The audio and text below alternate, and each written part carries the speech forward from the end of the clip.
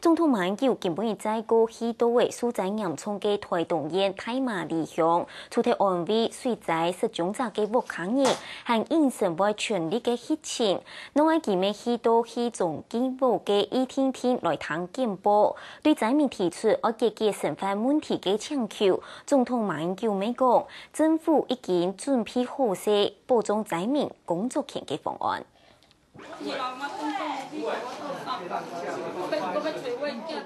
看到马总统来88岁再度推动台马里海是总警察降温箱嘅阿妹，马上请总统来为田书签转来嘅，讲到激动，还有唔掉嘅叫咧。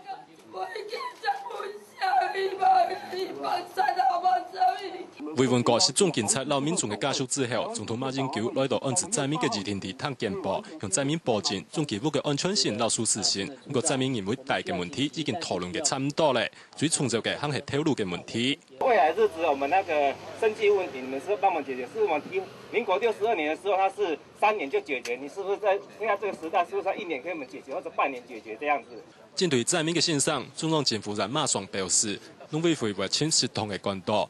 田书农民灾民就做向数88领工专案嘅工作权，各单位都会来帮忙做销售的问题。但是说要政府统一收购因为各地的我们基本上这个市场还是要靠大家共同努力来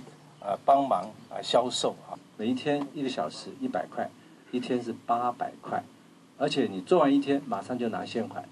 不会要等1个月才拿钱，所以1个月可以赚到1万多块钱。 如果再加上刚才生活补助以及房租免费的话，我想基本的生活应该可以维持。台东县政府承诺一定会对开发政策完善总机务嘅使用，唔可影响到成人嘅特殊。总机务会变更永久务嘅部分，台马里向公所提供了百里团球燃气嘅土地，未来若经过中央变更，就是来入总机务转型为永久务使用。短期内宪法嘅问题，算系本嚟灾民一则答案。客家新闻张俊台东报道。